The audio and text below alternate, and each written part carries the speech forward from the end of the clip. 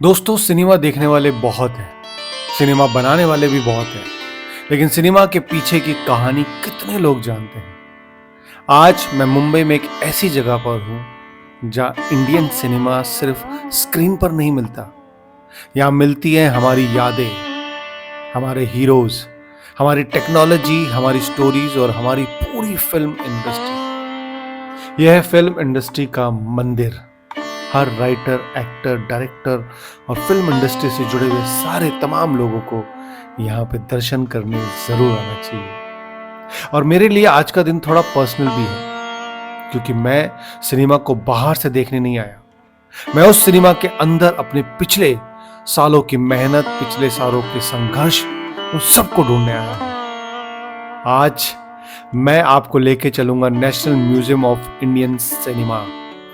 आइए प्रवीण इंगोनिया यात्रा ग्राम all India 365 days 999 character hunt का आज का सफर शुरू करते हैं। आज का ब्लॉग प्लीज लास्ट तक जरूर देखिएगा, आपको बहुत मजा आने वाला है। आपको इंडियन सिनेमा की यादों में ले जाने वाला हूं मैं।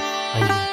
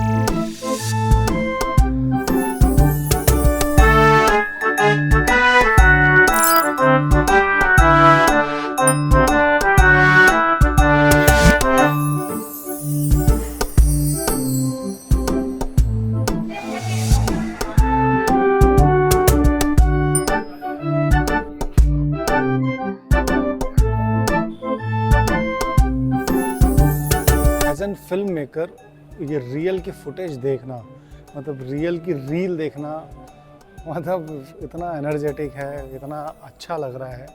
अब तो डिजिटल ज़माना आ गया है। पहले के टाइम पे ये एक रोल, एक मैगज़ीन होती थी जो कि मतलब 10-20 हज़ार रुपये की आती थी, और वो 1 या 1.5 मिनट की होती थी। मतलब अगर एक्टर ने रीटेक दिया तो खच करके ख़त्म। तो ये देखा, पुराना ज़माना आ गया। मतलब हम जो फिल्म मेकर हैं आज के टाइम पे ब्लेस ज़माने में हैं, मतलब इतने ब्लेसिंग ज़माने में है कि हमारे पास हम कुछ भी शूट कर सकते हैं, भर भर के शूट कर सकते हैं। लेकिन पहले के जो फिल्म मेकर थे उनको बहुत सोचना पड़ता था, बहुत ज़्यादा मतलब ध्यान रखना पड़ता था। मुंबई को इंडिया की फिल्म कैपिटल कहा जाता है। यहाँ हर गली में किसी न किसी फिल्म मेकर का संघर्ष छुपा हुआ है। किसी एक्टर का फर्स्ट ऑडिशन, किसी राइटर का पहला स्क्रिप्ट, किसी टेक्नीशियन की पहली जॉब और किसी प्रोड्यूसर का पहला सपना। लेकिन सिनेमा की जर्नी सिर्फ एक्टरों और स्टार्स की जर्नी नहीं है। सिनेमा के पीछे हजारों लोग हैं।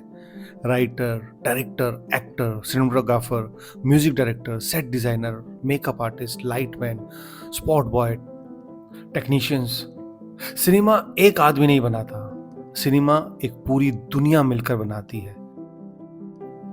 जैसे जैसे मैं अंदर जा रहा हूं, ऐसा लग रहा है जैसे मैं टाइम मशीन के अंदर एंटर कर रहा हूं। एक तरफ पुराना सिनेमा, दूसरी तरफ टेक्नोलॉजी का एवोल्यूशन, और बीच में इंसान की इमेजिनेशन। सोचिए, जब कैमरा नहीं आया था, जब साउंड सिनेमा नया था, जब एक्टर को पता नहीं था कि उनकी आवाज स्क्रीन पर कैसे लगेगी, तब भी लोग सिनेमा बना रहे थे।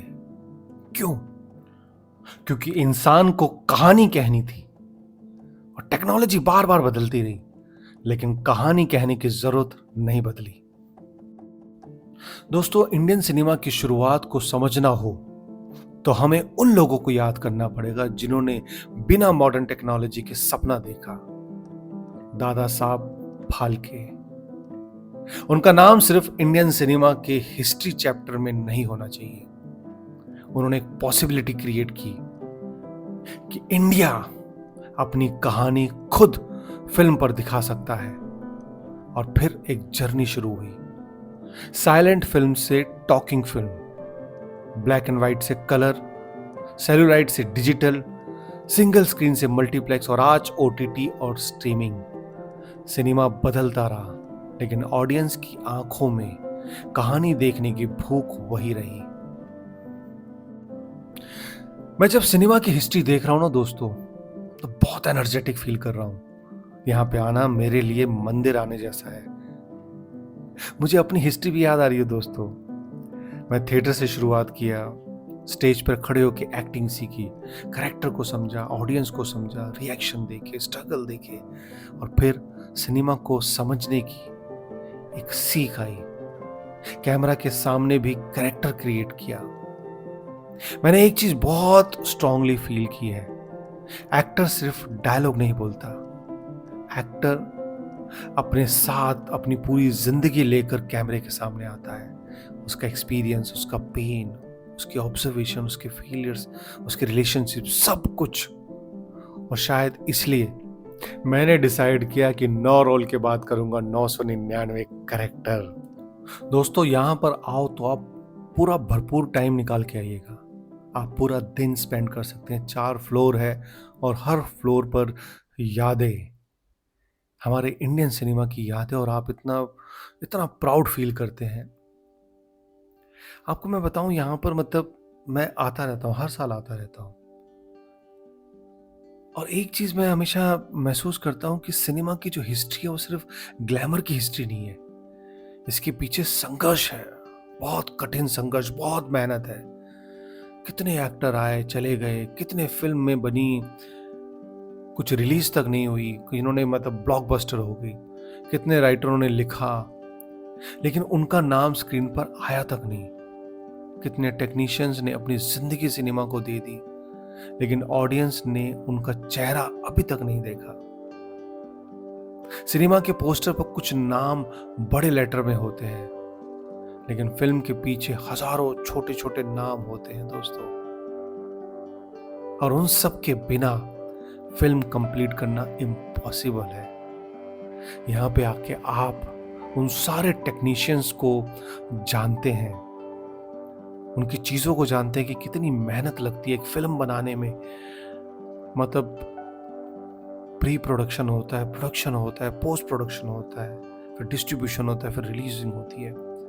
आपके जीवन के 2 से 3 साल जाते हैं। आप पहले सपना सोचते हैं, उस सपने पे काम करते हैं, पहले फिल्में लिखी जाती है, लिखने के बाद फिर डिसाइड होता है कि कौन कौन सा एक्टर होगा, कास्टिंग होती है, कास्टिंग के बाद फिर लोकेशंस डिसाइड होती हैं कि यहाँ पे शूट होगा, फिर शूटिंग होती है, शूटिंग के बाद फिर वो जो सारा शूट करके आए उन सबको जोड़ने का काम होता है। मतलब हम 2.5 घंटे में फिल्म देख कर बता देते हैं यार यार ये बेकार है या अच्छी है या क्या है, लेकिन उस 2.5 घंटे के पीछे एक फिल्म मेकर और उसकी पूरे 70 लोगों के क्रू के 2.5 साल जाते हैं।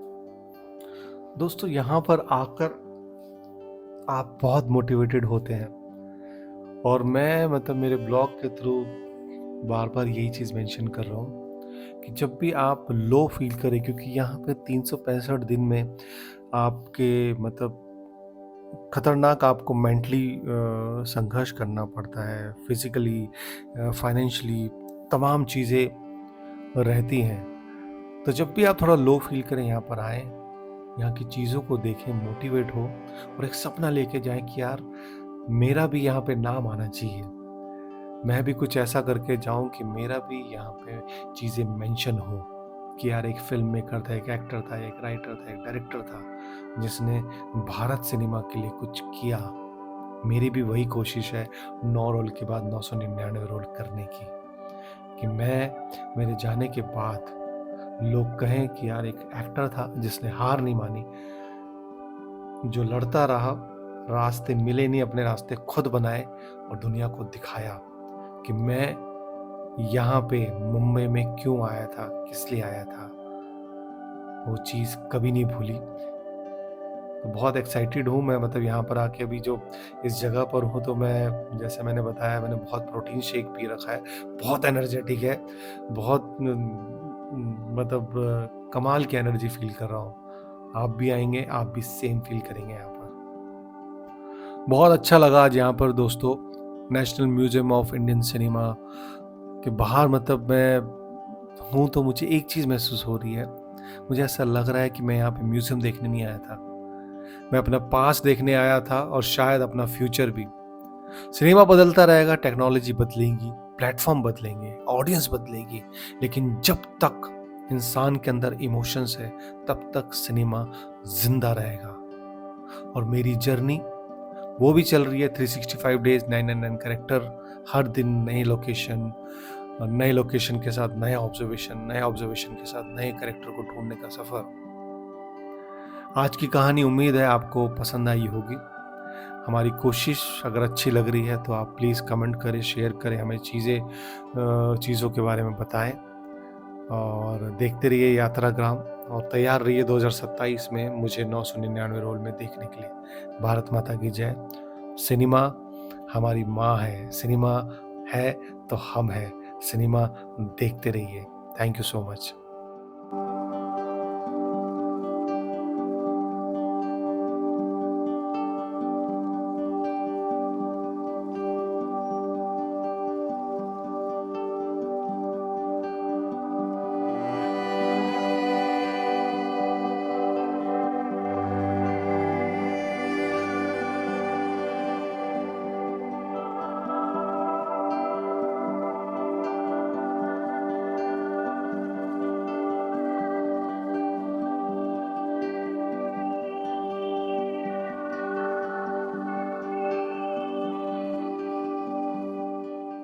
दोस्तों, उम्मीद है आज का जो ब्लॉग है वो स्पेशली जो फिल्म मेकर हैं, हमारे writer, director, actor, film industry से जुड़े हुए जितने भी लोग हैं, उन सब के लिए एक मोटिवेशनल प्रोटीन शेक रहा होगा। मैं जब भी लो फील करता हूँ यहाँ पर आता हूँ, हमारे लेजेंड्स को देखता हूँ, हमारा इतिहास देखता हूँ, तो एक नई एनर्जी मिलती है। और कहीं ना कहीं मुझे एनर्जी की ज़रूरत थी। यात्राग्राम के 6 महीने का जो सफ़र है, उस सफ़र में एक दोबारा से एनर्जी, क्योंकि जब मैं यहाँ से गया था 2025 में, मतलब फिल्म सेंसर कर रहा था क्योंकि एप्पल टीवी और यूट्यूब में रिलीज़ करनी थी, तो मुझे यूए सर्टिफिकेट चाहिए था ताकि वो देख सकें। और मैं यहाँ पर आया था, तब भी मैंने ये ब्लॉग बनाया था और बताया था कि मैं कैसे यहाँ पर आता हूँ। तो आप सब भी जो भी बच्चे इस लाइन में आना चाहते हैं, इस लाइन में हैं, तो प्लीज़ टाइम निकल के यहाँ पर आइए, मोटिवेटेड होइए, एक रीबूट कीजिए अपने आप को। आपको बहुत मज़ा आएगा यहाँ पर आने में, मतलब आप पूरा दिन स्पेंड कर सकते हैं और ख़जाना है यहाँ पर, है ना। हमारी कोशिश है, आपको अच्छी लग रही है तो प्लीज़ इसको लाइक करें, शेयर करें, कमेंट करें, और हमें कोई गलती हो रही है तो बताइए ताकि हम उस पर सुधार ला सकें। और देखते रहिए यात्राग्राम। नवरस कथा को आज नहीं देखी तो आज ही देखिए। अब मैं 9 रोल के बाद निभाने जा रहा हूँ 999 कैरेक्टर, जिसमें पूरा भारत घूम रहा हूँ, भारत के लोगों को ऑब्जर्व कर रहा हूँ। तो ज़रूर देखिए, हौसला बढ़ाइए। एक नया प्रयास है, एक किसी भी एक्टर ने इस तरह का प्रयास नहीं किया कि ग्राउंड लेवल पे ऑब्जर्व करके फिर कैरेक्टर को निभाए। Thank you. भारत माता की जय। Support independent film maker.